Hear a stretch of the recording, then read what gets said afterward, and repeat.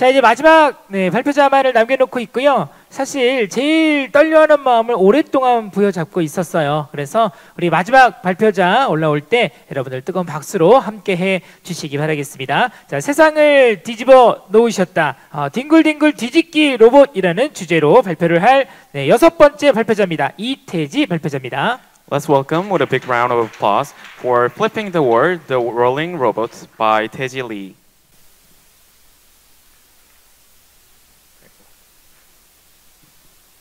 네, 준비되셨나요? 자, 발표 시작하겠습니다.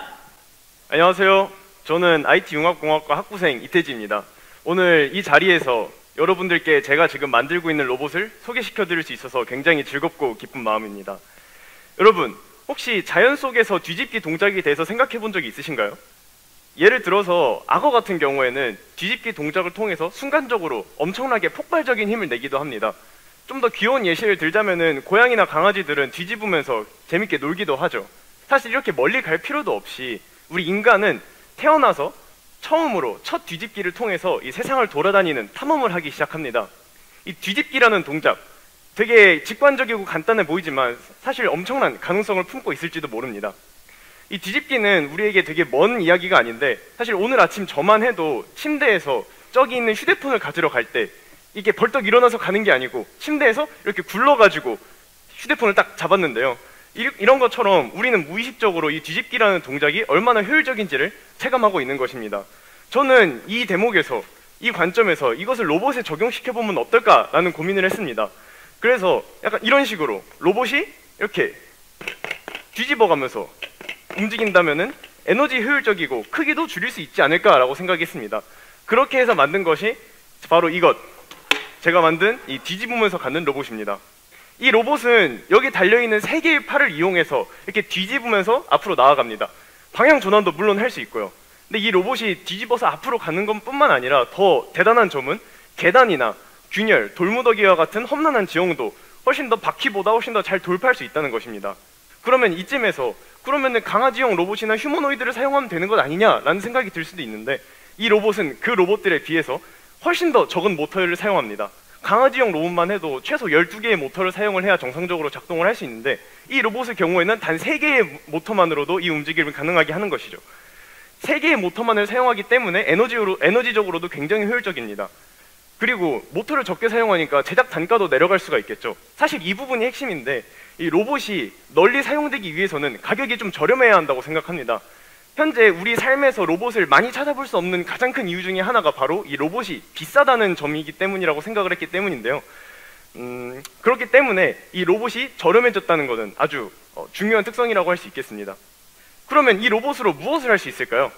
저는 이 로봇을 설계할 때 지형 탐사와 인명 수색에 초점을 맞춰서 설계를 했습니다. 무엇보다도 로봇의 도움이 가장 필요한 그런 현장들이죠.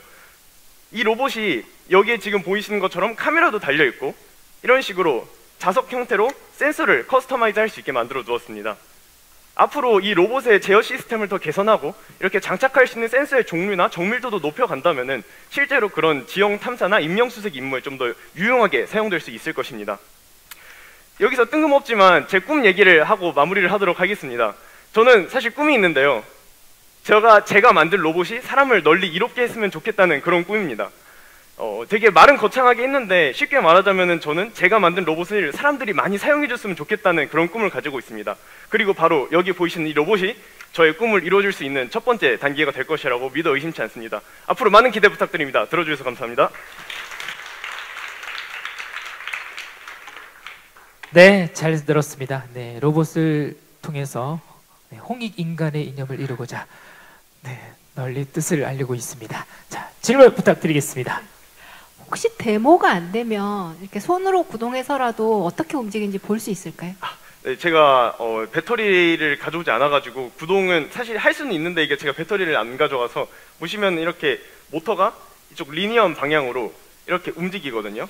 이게 팔로 이렇게 그러니까 우리가 돌 때 그냥 가만히 있으면 도는 게 아니라 팔로 이렇게 밀어내서 돌잖아요.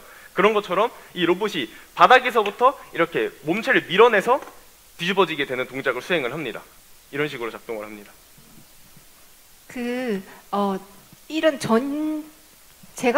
전 잘 모르지만 전형적인 형태의 로봇은 아니잖아요. 네, 맞습니다. 근데 그렇다고 해서 완전히 막 뭐 MIT에서 자라나는 식물 로봇 뭐 이런 것처럼 완전 다른 것도 아니고, 그러니까 이런 거를 할 때는 어디에서 착안을 하거나 뭐 사용되는 물리학이나 이런 게 다르다든지 간단하게 말씀해 주실 수 있을까요? 일단 아이디에이션 같은 경우에는 처음에 모터의 개수를 어디까지 줄일 수 있을까라는 질문에서부터 시작을 했는데요. 모터의 개수를 줄이려면 아무래도 동작이 굉장히 효율적이어야 됩니다. 하나의 동작으로 여러 개를 커버할 수 있어야 돼요. 그런 관점에서 뒤집기, 우리가 사실 한쪽 방향으로만 이렇게 뒤집는다고 생각을 하시는데, 이게 여기에다 힘을 이쪽에다가 많이 주면 이렇게 휘어져서 뒤집을 수 있고, 이쪽에다가 주면 이렇게 휘어져서 뒤집을 수도 있고, 계단으로 올라가려고 해도 사실 우리가 굴러서 계단으로 올라갈 수 있거든요. 이렇게 팔을 위로 올린 다음에 이렇게 뒤집으면 계단을 올라갈 수가 있어요, 우리도. 그런 것처럼 한 가지 동작으로 좀 최대한 많은 것들을 수행할 수 있게 하는 데 초점을 맞췄기 때문에 다른 어떤 물리학적 지식이나 이런 것보다도 좀 현실에서 제가 느끼고 살면서 느꼈던 것들을 좀 더 직관적으로 적용하는 데 초점을 맞춰서 디자인을 진행을 했습니다. 네, 재미있게 잘 들었습니다. 그 로봇을 보니까 그 인터스텔라라는 영화에 나왔던 로봇이 떠오르는데요. 인명수색에도 사용할 수 있다라고 말씀을 하셨는데, 제가 잘 상상이 안 가요. 그 로봇이 인명수색에 어떻게 사용될지. 그래서 그런 점에 대해서 좀 구체적으로 앞으로 이 로봇을 좀 더 발전시켜서 내가 정말 실생활에 사용할 수 있게끔 만들겠다라고 했을 때 가지고 있는 구체적인 플랜이 있을까요? 좋은 질문 감사드립니다. 저도 설명드리고 싶었는데 시간이 모자라서, 일단 지금 여기 보이시는 이 센서 같은 경우에는 우리 휴대폰에 들어가는 마이크 센서입니다. 사실 인명 수색을 할 때 어떤 센서가 가장 중요하냐라고 하면은 당연 중요한 거는 전 이 마이크 센서라고 생각을 하는데요. 실제로 2017년에 멕시코에 대지진이 일어났을 때 거기에 뱀형 로봇을 만드는 사람들이 실제로 자원봉사로 가서 인명 수색을 도와줬다고 합니다. 근데 그 사람들이 만든 뱀 로봇은 끝에 카메라밖에 없었어요. 그랬더니까 사람들이 실제로 거기서 활동하는 대원들은 그 로봇보다 그냥 막대기 끝에 마이크 단 걸 더 잘 쓰는 거예요. 그러다 보니까 저는 이 부분에서 인명수색을 할 때 다른 센서도 정말 중요하지만 무엇보다 마이크가 빠져서는 안 되겠구나라고 생각을 해서 마이크를 사방에 붙일 수 있게 했고, 이 마이크로 요 구조자의 목소리를 식별을 해서 그 목소리의 방향대로 이 로봇을 움직이게 할 생각입니다. 그리고 무엇보다 이 로봇은 지금 이제 작은 사이즈이긴 하지만 풀 사이즈로 하면 요 정도 될 거거든요.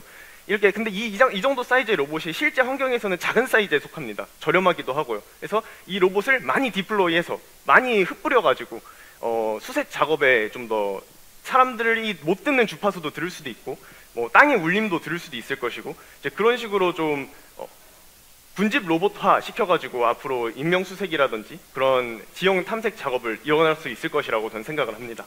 꼭 성공하셨으면 좋겠습니다. 감사합니다. 감사합니다. 발표 재밌게 잘 들었고 개인적으로 공감이 많이 갔던 게 제 딸이 7개월이어서 지금 뒤집으면서 온방을 해주고 다니거든요. 네, 그렇죠. 네, 그래서 재밌었고, 근데 궁금한 점이 이제 이런 식으로 뒤집는 메커니즘이면은 이제 그 앵귤러 액셀레이션이 계속 생길 것 같은데, 그러면은 페이로드에 인테그레이트 할 때 문제가 있을 수 있지 않나요? 뭔가 좀 센시티브한 거는 좀 힘들 수도 있고. 네, 정확하게 네. 잘 지적을 해주신 게, 이 적은 모터로 다양한 움직임을 수행하게 하려면은 여기 이 로봇의 무게중심 분포가 굉장히 중요합니다.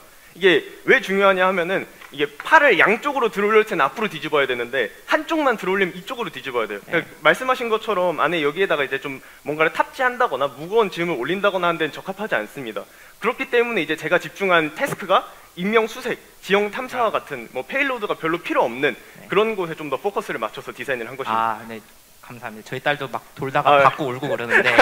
네, 거리 센서가 꼭 필요하겠네요. 네, 알겠습니다. 감사합니다. 네, 고맙습니다. 네, 잘 들었습니다. 자, 마지막 발표자였습니다. 이태지 발표자 박수로 보내드리도록 하겠습니다. 네. 자, 이제 마지막 질문. 네. 읽어주시죠. 심심하죠? 네. 감사합니다. 네. 네, 6번 질문입니다.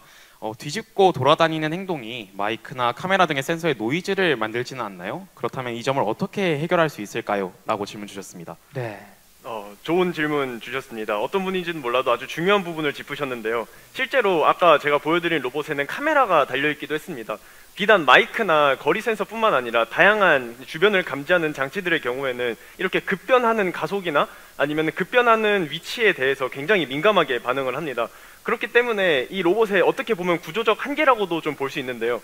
이 움직이는 동안에는 카메라나 다른 주변을 인식하는 장치들을 그러니까 꺼가지고 이제 그런 간섭을 미연에 방지해야 하는 것이 필요하다고 생각합니다. 다만 이제 제가 지금 만들어내고 있는 이 로봇 같은 경우에는 IMU를 탑재하려고 하는데 IMU 같은 경우에는 자세 추적을 위해서 지속적으로 계속 켜져 있어야 되기 때문에 IMU를 제외한 나머지 센서는 움직이는 과정에서는 꺼진다 라는 게 이제 아직 지금까지의 연구입니다. 하지만 뭐 다양한 방법을 적용을 해서 실제로 제 연구 피드백 중에 그런 이야기도 있었는데 뒤집어지는 중간에 라이더로 주변을 긁어가지고 3차원 맵을 만든다거나 약간 이런 식의 다양한 활용 방법이 있을 수도 있을 것 같아서 아예 꺼야 한다라고 말씀을 못 드리지만 지금 단계에서는 움직이는 동안에는 센서는 잠시 꺼둬야 한다라고 답변 드리겠습니다. 네, 고맙습니다. 자, 우리 김민수님 어디 계시나요?